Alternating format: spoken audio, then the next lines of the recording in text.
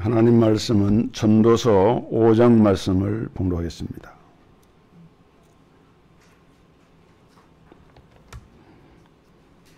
구약성경 951면 전도서 5장 18절부터 20절까지 봉독하겠습니다.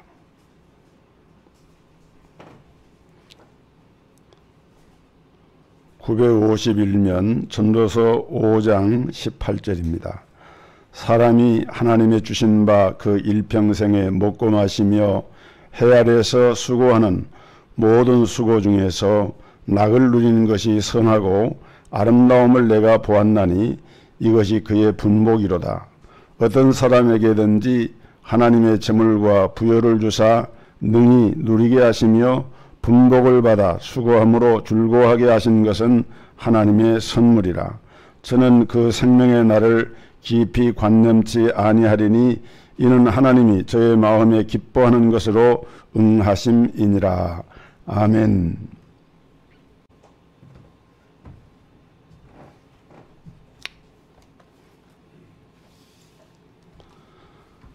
성경은 우리가 마땅히 누려야 할 복을 가리켜서 분복이라 이렇게 얘기를 합니다.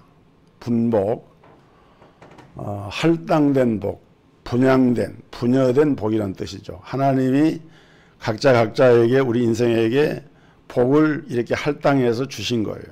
하나님의 선물이죠. 근데 어떤 사람은 이 분복을 잘 누리고 사는 사람이 있는가 하면은 어떤 사람은 이것을 누리지 못하고 불행하게 사는 사람도 있는데 이걸 가리켜서 전도자는 폐단이다 이렇게 말하고 있습니다. 오늘 말씀은 우리 인생 가운데 최고의 지혜자라고 할 수 있는 이 솔로몬 왕이 인생의 황혼기에 이르렀을 때 그는 자신의 죽음을 앞에 두고 이것저것을 생각해 보면서 지나간 자기의 과거의 삶을 회고해 봅니다. 모든 것을 가지고 누려보았지만은 그러나 그는 그 속에서 참된 만족과 행복을 누리지를 못하고 결국은 인생이 헛된 것으로 끝나게 되는 것을 알게 됐어요. 그는 하나님을 떠난 인생은 헛된 인생이다. 반면에 하나님을 경외하는 신앙을 가진 사람들은 진정으로 행복한 삶을 살게 되고 의미가 있는 삶을 살게 된다라는 사실을 깨닫고 이 사실을 우리에게 교훈으로 남겨준 것이 오늘 이제 봉독한 이 전도서 전체가 그렇지만은 특별히 전도서 5장에서 이것을 잘 교훈해 주고 있습니다. 제가 본문을 다 읽진 않았어요. 전체를. 그러니까 오늘 설교는 이 5장 전체를 가지고 말씀을 드리려고 합니다. 여기에 보면은 누가 하나님이 주시는 복을 누리는가를 잘 말해주고 있어요. 어떤 사람이 하나님이 주시는 복을 누리느냐. 하나님의 분복은 하나님을 바르게 경외하는 사람에게 임한다고 말씀을 합니다. 그것이 바로 뭐냐면은 우리의 예배 생활을 말하는 것이죠. 올바른 신앙생활, 올바른 예배를 먼저 하나님 앞에 드리는 사람과 예배가 없는 사람은 겉으로 볼 때는 차이가 없어 보여도 하나님께서 보실 때는 엄청난 차이가 있는 거예요. 예배라고 하는 것은 하나님과 나와의 영적인 만남이에요. 피조물인 인간이 창조주 하나님을 만나는 거예요. 우리의 구속주이신 하나님을 우리가 만나서 하나님과 신령과 진정으로 교통하는 이것이 이루어지는 것이 예배이기 때문에 그래서 여기 1절에 보면은 너는 하나님의 전에 들어가는 자는 그 발을 삼갈지니라. 발을 삼가라. 발을 삼가란 말이 무슨 말일까요? 하나님을 경외하는 마음으로 두렵고 떨리는 심정으로 발걸음 한 걸음을 옮길 때마다 조심하라는 것입니다. 왜? 하나님의 전은 하나님이 거하시는 거룩한 전이기 때문에 출애굽기에 보면은 하나님께서 호렙산 가시나무 떨기나무 불꽃 가운데 모세에게 나타나서 하신 말씀이 모세야 네가 선 곳은 거룩한 땅이니 네 발에서 신을 벗으라 그랬어요. 그렇습니다. 하나님의 전은 거룩하기 때문에 하나님을 예배하는 자는 거룩하기 때문에 그 발을 삼가야 된다. 그러면 발을 삼간다고 하는 말씀의 구체적인 내용은 무엇인가? 그것을 전도자 솔로몬은 네 가지로 설명을 하고 있는데 제사와 기도와 서원과 하나님 경외라고 하는 말로 설명을 하고 있습니다. 먼저 제사는 지금으로 말하면 예배죠. 여러분 성전에서 우리가 하나님을 예배하는 것이 얼마나 소중한 일입니까? 그런데 우리 성도들이 알아야 할 것은 하나님을 예배하면서 가장 기본적인 자세가 필요한 것이 있는데 그것이 뭐냐면은 귀를 기울여서 하나님의 말씀을 듣는 것이라 그랬어요. 오늘 본문 1절에 보면은 가까이 하여 말씀을 듣는 것이 우매한 자들이 제물을 드린 것보다 나으니 하나님의 말씀을 올바른 제사를 드리려고 하면은 먼저 잘 들어야 한다. 하나님 앞에 상달되는 예배는 말씀에 귀를 기울여야 한다는 거예요. 그런 재미있는 얘기가 있어요. 그 어미꽁이 이제 부화한 새끼들을 데리고 이렇게 이제 들에 나갔습니다. 들판을 데리고 나가서 막 먹이를 주워 먹고 있는데 어미꽁이 졸졸 따라다니는 새끼꽁들에게 이렇게 얘기를 했어요. 너희가 먹이를 먹을 때 너희 눈은 먹이를 찾고 너희 입은 먹이를 먹고 너희 발은 땅을 휘집어서 먹이를 찾아내라. 그러나 너희의 귀는 항상 열어두고 만약에 여우라든지 해치는 짐승이 오면은 내가 위험 신호를 보낼 테니까 그 소리에 귀를 기울이고 바짝 귀를 기울여야 된다. 이 새끼꽁들이 예 알았습니다 하고 그렇게 하는데 꼭 보면은 좀 이렇게 좀 돌출된 이런 아이들이 있거든요. 이 꽁은 이 한 마리 새끼가 어미가 얘기한 것을 귀담아 듣질 않고 멀리 이렇게 자꾸 멀리 무리에서 떨어 나갔는데 마침 이제 그때 이 여우가 다가오니까 어미꽁이 소리를 쳤지만은 그 소리를 못 들은 거예요. 결국 여우에게 잡혀 먹히고 말았다는 거예요. 그렇습니다. 우리가 아무리 세상을 살아가면서 멀리 가도 들어야 할 말은 들어야 됩니다. 들을 수 있는 위치에 있어야 돼요. 들어야 할 음성을 들어야 살게 돼요. 아무리 바빠도 들어야 할 말씀을 들어야만 우리 영혼이 살 수가 있어요. 이것이 우리가 살 길이고 생명의 길이다. 이거를 말하고 있어요. 하나님을 경외한다라고 하는 것은 말씀에 귀를 기울이는 것이다. 그 다음에 또 한 가지는 바른 기도를 드리라고 말합니다. 기도할 때 어떻게 기도를 해야 하느냐? 하나님 앞에서 함부로 입을 열지 말라 그랬어요. 급한 마음으로 말을 내지 말라. 2절에 보면은 두렵고 떨는 심정으로 한마디 한마디 말을 하나님께 아뢰을 때에 아주 신중하게 하라는 거예요. 왜 그렇습니까? 그 이유를 설명하고 있죠. 하나님은 하늘에 계시고 너는 땅에 있음이니라. 하나님은 지극히 높으신 하나님. 반면에 오늘 우리 인생은 지극히 낮은 땅에 있는 피조물에 지나지 않는 존재인데 다시 말하면은 하나님과 우리 인생의 차이는 하늘과 땅처럼 차이가 난다는 것을 얘기하고 있는 거예요. 그래서 우리가 마땅히 말을 할 때 적게 할 것이라. 하나님 앞에서 함부로 말하지 말고 조심스럽게 한마디 한마디를 사려 깊게 아뢰라는 거예요. 여러분 우리가 하나님 앞에서 말을 적게 할 이유가 무엇입니까? 3절에 보니까 그 이유를 설명했죠. 말이 많으면 우매자의 소리가 나타나느니라 그랬어요. 이 말은 이거 기도할 때도 말을 많이 하고 생각하지 않고 중언부언하는 기도를 하고 이런 것들은 말이 많고 우리가 많이 이렇게 말을 하면은 하나님이 들을 것이라 사람이 착각하는데 그렇지 않다는 거예요.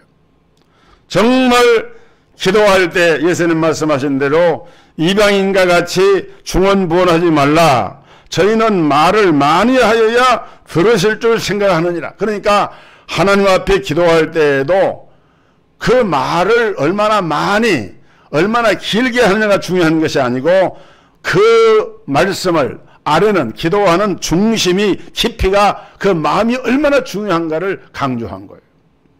그 다음에 또 한 가지는 서원한 약속은 지키라. 4절에 그랬습니다. 서원이 뭡니까? 하나님 제게 은혜를 베풀어 주시면은 그 보답으로 제가 이러이러한 것을 드리겠습니다. 이것을 하겠습니다. 이렇게 약속하는 것이 소원입니다. 그러니까 사람과 사람 사이에도 뭔 약속을 하고 잘 지키는 사람이 있는가 하면은 약속한 것을 잘 지키지 않는 사람이 있어요. 이런 사람들은 신뢰가 안 가죠. 지키지 않으면 거짓말쟁이가 되고 또 좀 더 심하면 사기꾼이 되는 거죠. 하물며 하나님 전에 올라와서 하나님 앞에 약속하고 지키지 않는 자를 가리켜서 오늘 이 전도서에 기록된 말씀에 보니까 우매자라 그랬어요. 우매자다.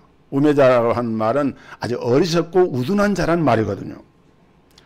여러분 본문은 이 우매자와 지혜자를 비교해서 말씀하면서 서원하는 것은 반드시 지켜야 된다. 서원하고 5절에 보면은 갚지 아니하는 것보다 서원하지 않는 것이 나으니, 그러니까 지키지 못할 서원이라면은 아예 처음부터 서원하지 말고 서원을 했다면은 마땅히 그걸 지켜야 된다. 서원한 것 자체는 의무가 아닙니다. 뭐 누가 서원하라 그런 게 아니에요. 그냥 자발적으로 한 거예요. 자발적으로 했으면은 그 다음에 하나님 앞에 한 서원은 반드시 지켜야 한다는 거예요. 여러분 구약의 사사기에 보면은 서원을 해서 큰 고통을 당한 입다라고 하는 사사 얘기가 나오죠. 사사가 암몬과 전쟁할 때 그 전쟁이 막중한 전쟁이고 중요한 전쟁이기 때문에 하나님 앞에 그렇게 서원을 했습니다. 하나님이 나와 함께 하셔서 이 암몬족을 적에 붙여서 승리하게 하시면은 내가 전쟁을 끝나고 승리하고 돌아올 때 내 집에서 내 문 밖에 나와서 나를 가장 먼저 맞이하는 사람을 내가 하나님 앞에 이제 제물로 번제 제단의 제물로 바치겠습니다. 여러분 이런 소원을 함부로 하면 안 되잖아요. 그런데 그렇게 소원을 하고 얼마나 전쟁이 승리가 필요하고 또 그런 결전의 의지를 가지고 나가면서 그렇게 소원을 했는데 이게 어떻게 된 일입니까? 전쟁을 승리하고 하나님을 승리하고 돌아왔는데 그 무남동료 외동딸이 하나 있어요. 그 외동딸이 먼저 나와서 자기 아버지를 영접을 하는 거예요. 그리고 그 딸을 하나님께 제물로 드리게 됐어요. 이게 소원이라고 하는 것은 이렇게 그대로 지켜야 하는 엄중한, 만약에 그렇게 하지 않으면은 6절에 보니까 이는 내 입으로 내 육체를 범죄케 말라. 소원을 지키지 않으면은 하나님 앞에 죄를 짓는 것이다. 이렇게 말하고 있어요.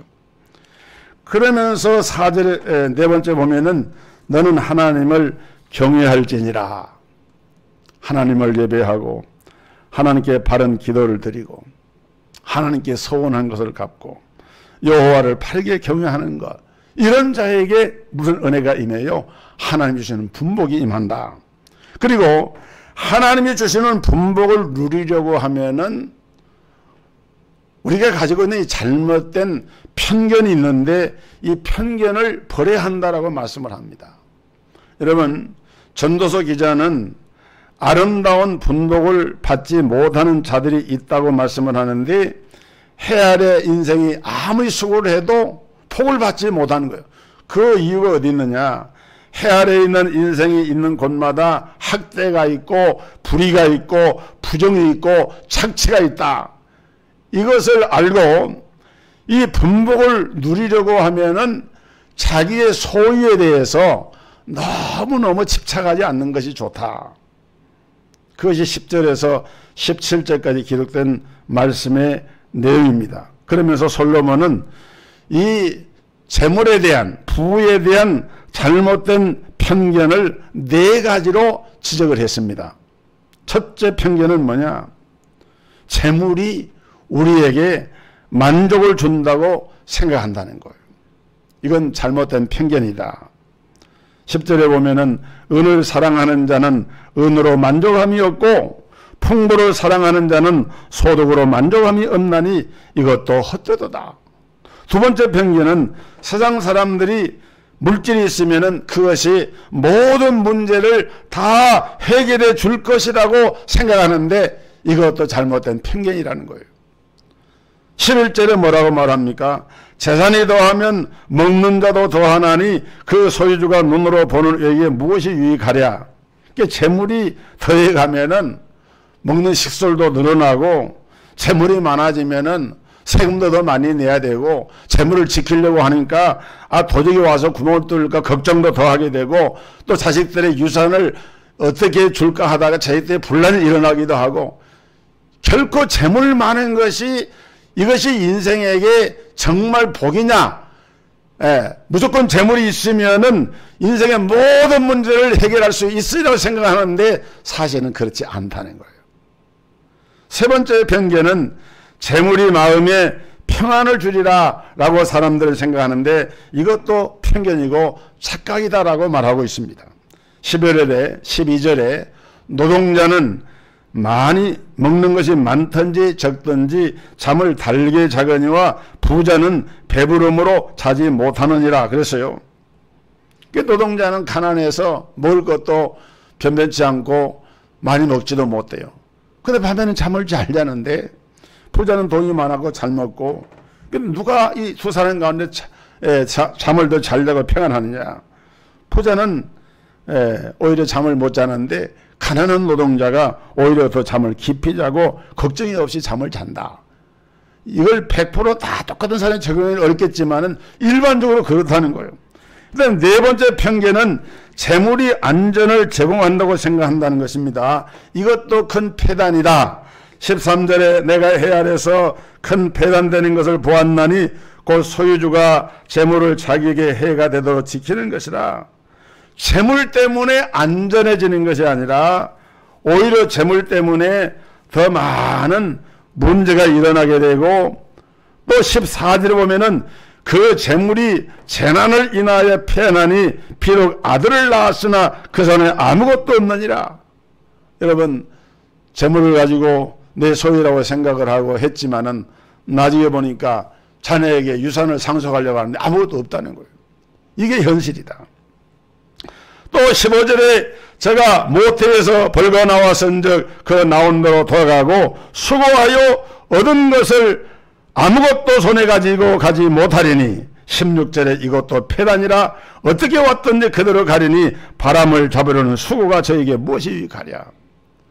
여러분 이것은 결코 부나 재물을 죄악시하는 말이 아닙니다. 인생의 지혜를 배우라는 거예요.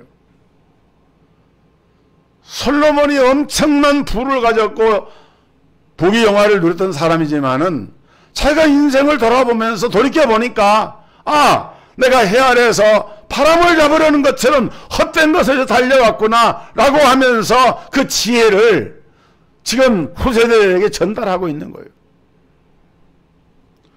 우리는 미국의 대재벌인 록펠러에 대해서 많이 들어서 알고 있습니다.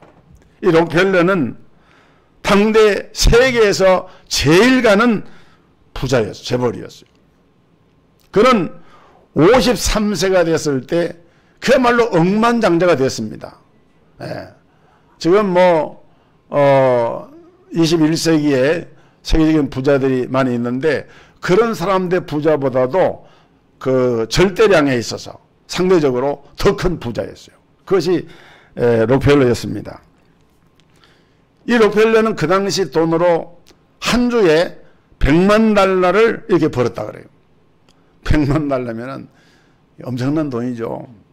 그렇게 돈이 많은데도 불구하고 마치 세상의 모든 돈을 자기가 다 가져야 되겠다고 하는 그런 식으로 자꾸 사업을 확장해 나가고 막 사업이 번창해 나갔습니다. 그래서 주변의 사람들이 물어봤어요. 당신은 이미 세계에서 제일 가는 갑부인데 돈을 얼마나 더 벌면 만족을 하겠습니까? 이렇게 물어봤대요. 그때마다 록펠러가 대답하는 말은 just a little more. 조금만 더, 조금만 더, 조금만 더 벌려고 한다는. 그런데 그렇게 돈을 벌려고 자기가 가진 것에 만족하지 못하고 한이 없는 그 욕심을 쳐다보니까 그 결국은 어떻게 되는가 하면은 53세를 넘어가는 그 나이 때에 신경쇠약증에 걸려가지고 불면증에 걸려가지고 몸이 바짝바짝 말라가고 병원에 가서 검진을 받는데도 뭐 약이 없겠습니까? 뭐가 없겠습니까? 안 나는 거예요. 그래서 록펠러가 그 병이 중할 때는 하루에 우유 한 컵을 마시질 못하고 비스켓 한 조각으로 끼니를 때우면서 그렇게 쇠약한 가운데 돈은 많은데 말라가고 있는데 이제 록펠러가 그러다가 죽을 날만 기다리고 있다가 원래 록펠러가 어렸을 때 자기 어머니로부터 신앙을 배운 사람이거든요. 그때 정신이 바짝 들었습니다. 그래서 하나님 말씀인 성경을 읽는 가운데 모르겠어요. 이 전도서의 본문을 읽은지도 모르죠. 자기의 삶이 정말 잘못되었다고 하는 것을 비로소 깨닫게 됐습니다. 그래서 자기가 가지고 있는 사실 죽어버리는 소유가 아무것도 아니잖아요. 이 소유에 대한 집착을 다 버렸습니다. 버리고 지금까지는 버는데 혈안에 대해서 살아왔다고 하면은 이제부터는 내가 번 것을 가볍게 써보자. 그리고 그때부터는 그 많은 재산들을 많은 선한 사업에다가 이렇게 투자를 했어요. 의약품을 개발하는데 의사들 연구하는데 의료 기금으로 돈을 기부. 여러분 그 페니실린 주사가 그때 발명이 됐는데 그것도 록펠러가 그 후원을 해가지고 그것이 발견이 돼서 일상화됐다 그래요. 그리고 이제 공공도서관이라든지 학교 시설이라든지 고아원 양로원 시설 또 예배당이 없는 지역에 예배당을 세우고 뉴욕 시민들이 지금도 그 록펠러가 그때 낸 지불한 돈 때문에 수도 요금을 안 낸다 그러잖아요. 엄청나게 그렇게 이제 자기 재산을 록펠러 이 재단이라고 하는 걸 만들어 가지고 이제 이렇게 지원을 하게 됐습니다. 근데 그러다 보니까 무슨 약으로 된 것이 아니고 마음의 평안이 찾아오기 시작을 하고 잠도 오게 되고 식욕도 다시 회복이 되고 나중에 몇 살까지 살았냐면 97세까지 살았어요. 하나님의 은혜로 그는 완전히 삶이 바뀌어진 것입니다. 여러분 우리가 소유에 집착하게 되면은 절대로 행복할 수가 없습니다. 그러나 손을 놓고 하나님께 모든 걸 맡기면은 마음속에 평안이 와요. 이 아름다운 분복은 누가 주느냐? 그것을 우리가 알아야 되는데 솔로몬은 오늘 이 봉독한 말씀 18절에 보니까 가진 것이 없다고 불평하지 말라고 당부를 합니다. 하나님께서 우리에게 주신 것 무엇을 먹든지 무엇을 입든지 무엇을 마시든지 모든 것을 즐거움 가운데 낙을 누리면서 그것을 해야 되는데 하나님이 주신 바 그 일평생에 먹고 마시며 그러니까 우리가 먹고 마시는 것은 누가 줬다고요? 이 전도서 솔로몬의 기자에 의하면은 하나님이 주신 바라고 그걸 전제를 하고 있어요. 하나님이 주신 바 우리가 먹고 마시는 거. 여러분 의식도 하나님이 주셨고 공기도 하나님이 주셨고 우리가 밟고 있는 땅도 하나님이 주셨고 온 우주와 지구와 이 모든 필요세계 전체가 우리 인간이 누릴 모든 것들이 사실은 알고 보면은 그게 다 뭡니까? 이게 하나님의 선물이다. 그렇죠? 이거 부정할 수가 없어요. 근데 이걸 깨달으면은 그 사람은 지혜로운 사람이고 행복한 사람이다.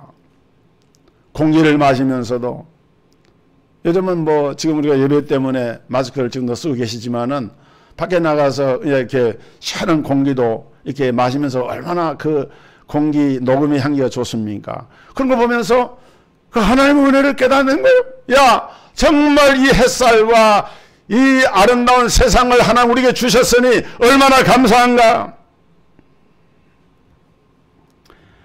그런데 사람들은 되게 자꾸 남들하고 비교를 하면서 원망과 불평에 빠지는 이런 습관이 있어서 비교를 해서 오히려 감사를 해야 되는데 비교해서 감사를 하는 것이 아니라 원망과 낙심에 빠지는 경우가 많은 것이 사실이에요.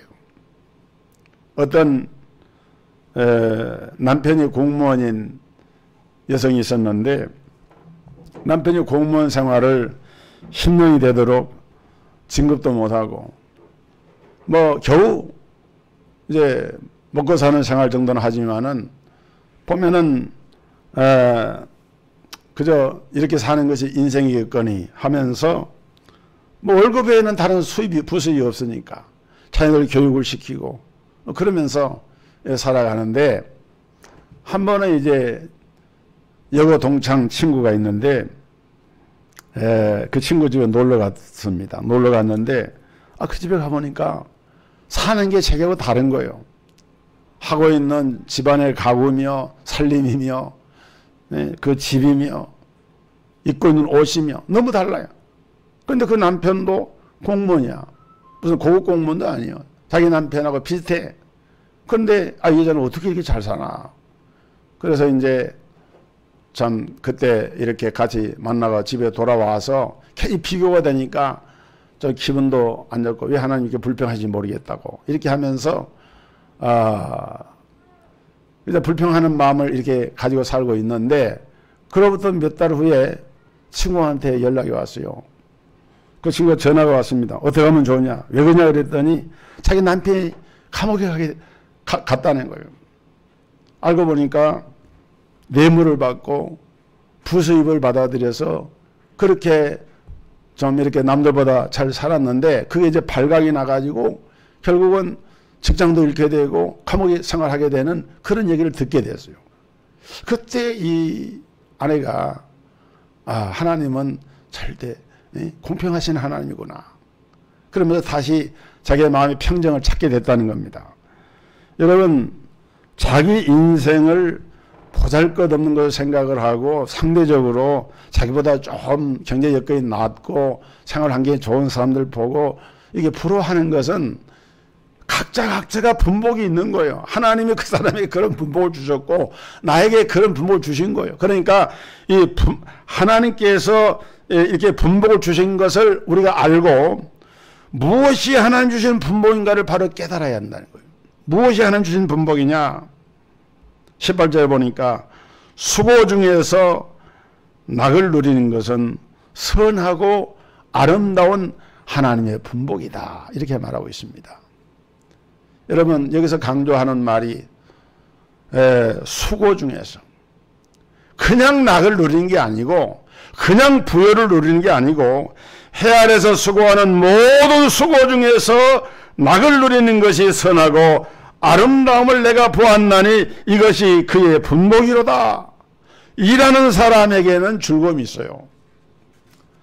그것이 뭐 대단한 일이 아닐지라도 내가 가족을 위해서 또는 이웃을 위해서 또는 교회를 위해서 주의 일이나 세상 일이나 땀 흘려 수고하고 열심히 일을 하면은 어떻습니까? 시편 128편 2절에 네가 내 손이 수고한 대로 먹을 것이라 네가 복되고 형통하리로다 라고 말씀한 대로 수고하고 사는 사람에게 축복이 있고 형통함이 있고 열매가 있다. 땅에 씨앗을 뿌리는 농부, 열심히 농사짓는 농부에게 가을의 추수가 있는 것이지 막 빈둥빈둥 세월아 내월아 하면서 노는 이런 사람에게는 결코 추수의 기쁨도 즐거움도 있지 않다. 전도서 3장 22절에도 사람이 자기 일에 즐거워하는 것보다 나은 것이 없도다 이렇게 말씀을 해요. 그러니까 열심히 인생을 사는 사람, 수고하면서 일하는 사람, 그런 사람들의 결과는 반드시 어떻게 됩니까? 형통하게 된다. 분복을 누리게 된다. 오늘 본문은 수고 중에서 낙을 누리는 것이 선하고 아름답다. 이 분복이란 말 속에는 자기 몫에 만족하라는 뜻이 포함되어 있다 그래요. 하나님이 주신 것에 만족하고 괜히 남의 몫에, 하나님이 그 사람이 주신 몫에 대해서 기웃거리면서 비교할 필요가 없다. 자기 몫에 만족하지 못하고 남의 몫을 탐낼 때 그 인생이 행복할 수 있느냐? 그렇지 않다. 불행해진다. 그래서 우리 하나님은 우리가 일평생 살면서 수고하는 가운데 자기 몫에 만족하면서 사는 것을 이걸 분복이고 선하고 아름답다고 말씀하고 있는 것입니다. 그 다음에 또 이 분복이라고 하는 것은 정말 주 안에서 즐겁게 사는 것이 하나님의 분복이다. 19절에 말씀했어요. 즐거워하게 하신 것은 하나님의 선물이라. 여러분, 사람의 사는 날이 그렇게 길진 않은 것 같아요. 한번 살다가 가는 짧은 인생인데 나그네 길의 인생을 살아가면서 우리가 정말 원하는 것이 있다고 하면 뭐겠습니까? 행복하게 사는 것이고 즐겁게 사는 것입니다. 그런데 우리가 즐거움을 얻는 몇 가지 통로가 있는데, 첫째는 욕구 충족이 올 때 즐거움이 있고요. 두 번째는 지적인 기쁨이 있을 때, 이걸 깨달을 때 오는 즐거움, 공부하는 기쁨, 이치를 깨닫고 감탄하는 기쁨, 무엇을 만들고 창작하는 기쁨, 이게 기쁨이죠. 세 번째는 선행에서 오는 기쁨, 남에게 구제하고 선을 베풀고 자비로운 일을 할 때 오는 만족감, 이런 기쁨들이 있어요. 그런데 이런 기쁨을 다 합친 것보다도 더 크고 놀라운 기쁨을 하나님이 우리에게 주셨는데, 그것이 뭐냐? 그것이 바로 영적인 기쁨이고 영적인 즐거움이다. 하나님께서 주신 즐거움, 찬송하고 기도하고 예배하면서 은혜받는 즐거움, 구원받은 하나님의 자녀로서 하나님을 예배하면서 누리는 이 구원의 즐거움과 기쁨을 하나님이 우리에게 주시면서 이 복을 받아 누리라고, 즐거워하면서 누리라고 전도서 기자는 강조를 하고 있는 거예요. 사랑하는 성도 여러분, 이미 우리는 이 아름다운 분복을 받았어요. 그러므로 주님 안에서 여러분의 삶이 행복하게 되시기를 주님의 이름으로 축복합니다. 아멘.